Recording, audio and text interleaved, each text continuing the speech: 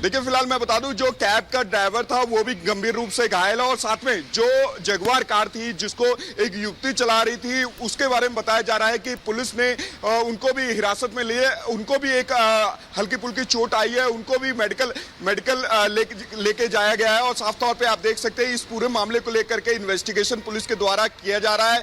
क्या जो सीसीटीवी वहां पे लगे थे उनको भी खंगालने का काम पुलिस के द्वारा किया जा रहा है, लेकिन जो चश्मदीद है वो बता रहे थे कि वो जो जगुआर कार थी वो काफी हाई स्पीड में थी और जो बेकाबू होने के बाद वो अपने लेन से दूसरे लेन में चली जाती है और सामने से जो कैब आ रही होती है वो अचानक उसमें जाके टकराने से ये गंभीर हादसा होता है। और साफ तौर पे इस तरह के हादसे दिल्ली में पहले भी हो चुके हैं जहां पर काफी लोगों की मृत्यु भी हो चुकी है, लेकिन उस पर कोई अंकुश अब तक नहीं लगाया जा सका है। इसको लेकर के सख्त कदम अभी तक क्यों नहीं लगाए गए और साथ ही जो हाई स्पीड को लेकर के जो चलिए बहुत बहुत शुक्रिया लोमस तमाम जानकारी के लिए। तो इस तरह का ये कारनामा सामने आए हैं और अब बात करते हैं जम्मू कश्मीर की, जहां पर मुठभेड़ लगातार जारी है। सुरक्षा बल जहां सर्च ऑपरेशन चला रहे थे, इस बीच आतंकी हमले की खबर सामने आती है और उधमपुर कठुआ बॉर्डर पर यह मुठभेड़ शुरू हो गई, जहां सेना आतंकियों को मुंहतोड़ जवाब दे रही है। तलाशी अभियान के दौरान आतंकी हमले की खबर सामने आई, लेकिन मुंहतोड़ जवाब दे रही है सेना। उधमपुर कठुआ बॉर्डर पर लगातार मुठभेड़ जारी है, दोनों तरफ से गोलीबारी की जा रही है और जब सर्च ऑपरेशन चलाया जा रहा था उसी दौरान आतंकी साजिश यहां पर सामने आती है और हमला किया जाता है, जिस बीच उधमपुर कठुआ बॉर्डर पर मुठभेड़ लगातार जारी है और आतंकियों का सफाया करने में सुरक्षा बलों की यहां पर देखा जा रहा है कि ओर से लगातार ये ऑपरेशन जारी है।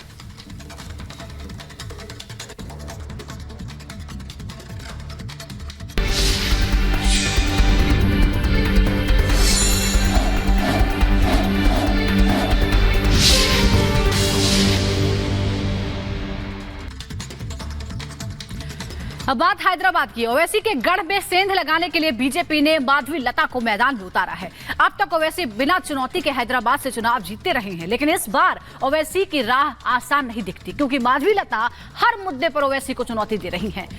पूरी खबर इस रिपोर्ट में आपको दिखाते हैं।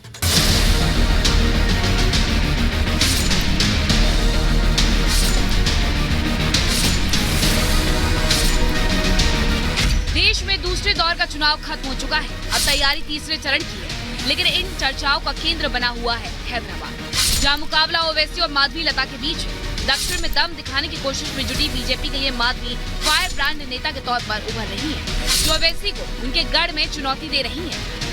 हैदराबाद में बीफ को लेकर बयानबाजी भी थमने का नाम नहीं ले रही है। ओवैसी का ये वीडियो आया था जहाँ वो एक दुकानदार को कहते सुने गए थे कि काटते रहो।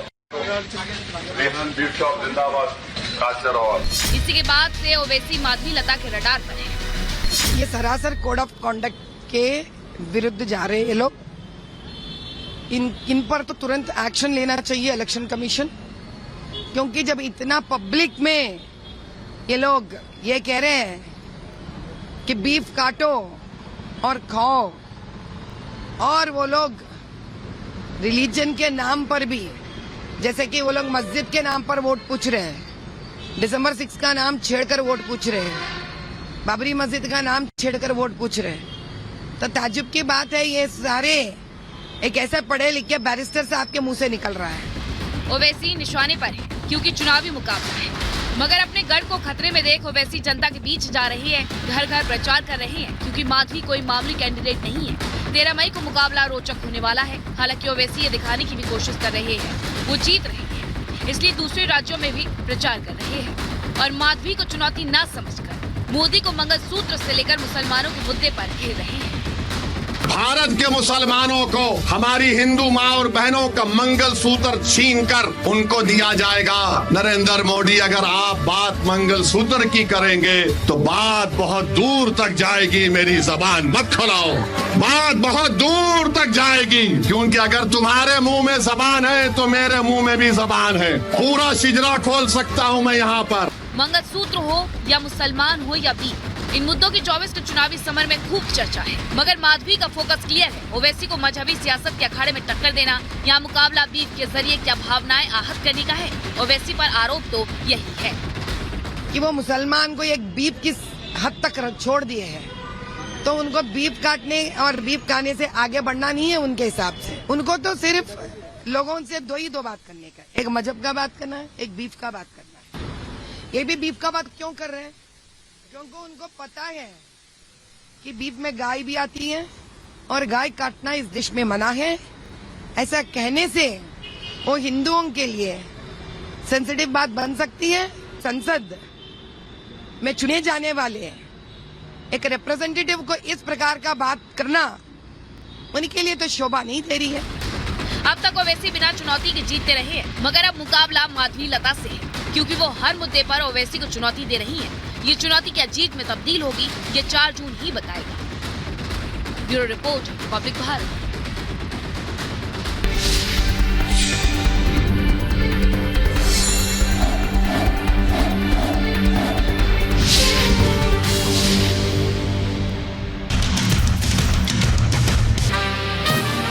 मंडी से बीजेपी उम्मीदवार कंगना रनौत ने विक्रमादित्य सिंह पर किया हमला, कहा राज्य की महिलाओं का अपमान करने वाले शहजादों के गिरोह को सबक सिखाएंगे।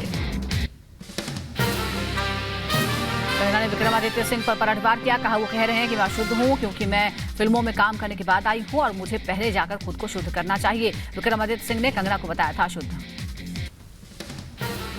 केंद्रीय मंत्री पीयूष गोयल ने चुनाव अभियान में लिया भाग, जनता को जागरूक करने के लिए अभियान चलाया गया। पीयूष गोयल ने इंडिया गठबंधन पर साधा निशाना, कहा इंडी गठबंधन एक दिखावा है, आधी कांग्रेस का सफाया हो चुका है, कांग्रेस वायनाड भी खोने जा रही है। पिनरई विजयन चीफ मिनिस्टर ने ऐसा पर्दाफाश किया राहुल गांधी और कांग्रेस का कि वायनाड से भी अब वो हार के जाने वाले। तो मुझे लगता है इतना स्पष्ट हो गया है कि इंडिया अलायंस तो सिर्फ एक हवा है, छोटा मोटा सीट एडजस्टमेंट कुछ राज्यों में कर पाए हैं। आज अयोध्या जाएंगे केंद्रीय मंत्री स्मृति ईरानी, रामलला के दर्शन कर आशीर्वाद लेंगी। 29 अप्रैल को स्मृति ईरानी नामांकन दाखिल करेंगी। नामांकन से पहले अमेठी में रोड शो होगा। आज से 2 दिनों तक दक्षिण में प्रधानमंत्री मोदी चुनाव प्रचार करेंगे। पीएम मोदी आज से 2 दिनों के कर्नाटक दौरे पर रहेंगे। सबसे पहले पीएम बेलगावी पहुंचेंगे, जहां एक सार्वजनिक सभा को संबोधित करेंगे। दक्षिण में पीएम मोदी तो उत्तर में गृह मंत्री अमित शाह गरजेंगे। केंद्रीय गृह मंत्री अमित शाह आज कासगंज, मैनपुरी, इटावा और कानपुर के दौरे पर रहेंगे। सबसे पहले अमित शाह कासगंज में जनसभा को संबोधित करेंगे, उसके बाद मैनपुरी में जनता के बीच जाएंगे। बीजेपी के राष्ट्रीय अध्यक्ष जेपी नड्डा का आज पश्चिम बंगाल और ओडिशा का दौरा होगा। जेपी नड्डा ओडिशा के गंजम जिले में बरहामपुर में सार्वजनिक सभा करेंगे, तो वहीं जनता के बीच जाकर नड्डा मोदी सरकार की उपलब्धियां भी गिनवाएंगे। चुनाव से पहले रिपब्लिक भारत पर रक्षा मंत्री राजनाथ सिंह ने खास बातचीत की, कहा यूसीसी लागू करना हमारी सरकार का संकल्प।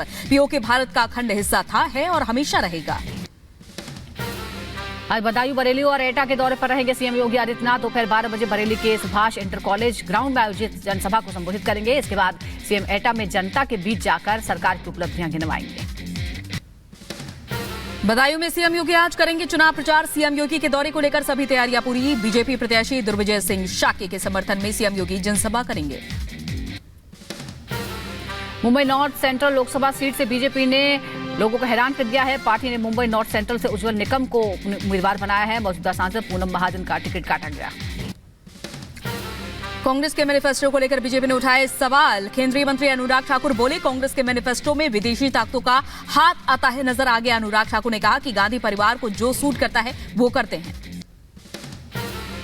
कांग्रेस के घोषणा पत्र में कांग्रेस के हाथ के साथ विदेशी ताकतों का हाथ नजर आता है। टुकड़े टुकड़े गैंग आज कांग्रेस को पूरी तरह से घेर चुकी है, कांग्रेस की सोच पर कब्जा कर चुकी है। दिल्ली के सीएम की पत्नी सुनीता केजरीवाल ने रोड शो किया। रोड शो के दौरान सुनीता केजरीवाल ने कहा, आपका सीएम शेर है, उसे कोई तोड़ नहीं सकता। पूर्वी दिल्ली से पार्टी उम्मीदवार कुलदीप कुमार के समर्थन में कोंडली इलाके में प्रचार किया। यूपी के मऊ में एनडीए प्रत्याशी अरविंद राजभर का खुला केंद्रीय कार्यालय। कैबिनेट मंत्री ओम प्रकाश राजभर ने फीता काटकर उद्घाटन किया। मध्य प्रदेश के दामोह पहुंचे कैबिनेट मंत्री प्रहलाद पटेल। कार्यकर्ताओं ने प्रहलाद पटेल से मुलाकात की। प्रदेश की 29 में से 29 सीटें जीतने का दावा किया।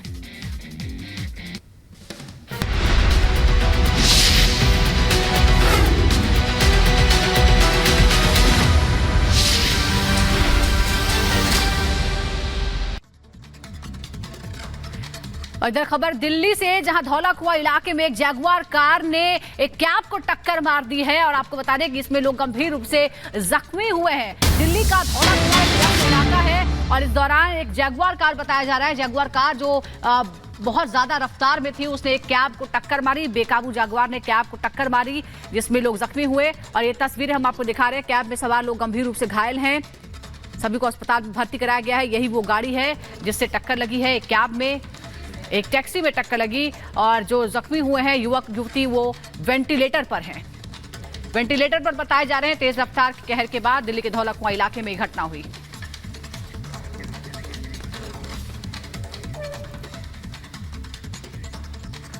और लोमस हमारे सहयोगी इस खबर पर हमारे साथ जुड़ चुके हैं। लोमस, जैगुआर कार का ये देखिए इस तरह का कहर देखने को मिल रहा है, फिलहाल क्या कुछ जानकारी?